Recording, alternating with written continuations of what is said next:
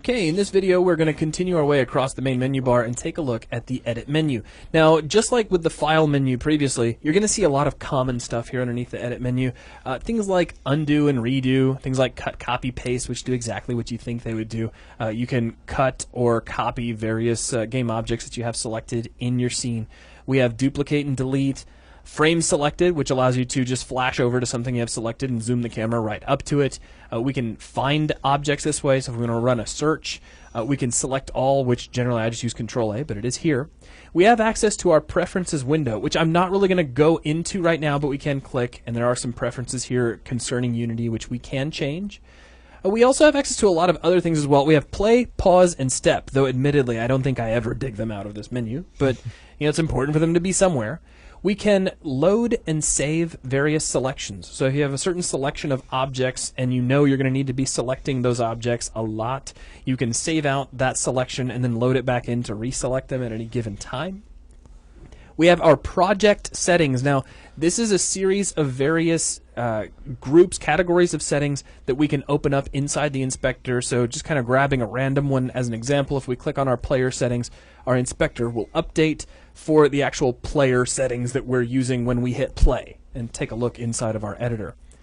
Moving down from there, we have our render settings, which shows us various different important settings when we're controlling what our game looks like. You'll see this is where we can control things like fog, how much ambient light we're using. We can set up a default skybox, a default halo strength for all of our lights, a default flare strength.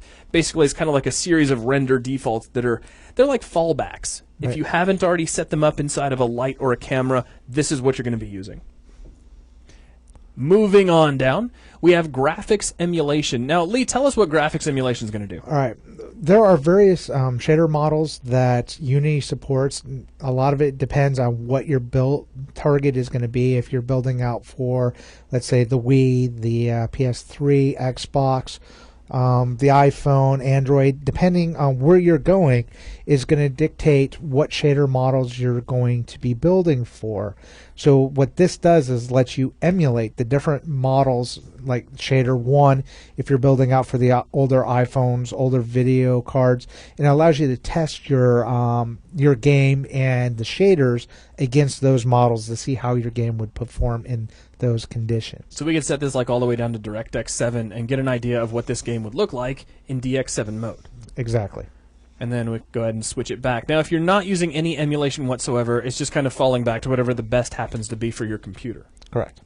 Now, let's jump down under Edit one last time, and we have our various network emulation. Now, this is not going to help us too much because we're not creating a game that's using any sort of network ability whatsoever. But if you need to test network speeds, you can change your network emulation, see what it would feel like on dial-up versus how it would feel on broadband. And then finally, we have our snap settings, and this allows you to control snapping, and we're going to have entire videos dedicated specifically to snapping, so really I'm just kind of pointing out this is where you'll find these. And that covers the entirety of the edit menu, and that'll wrap up this video.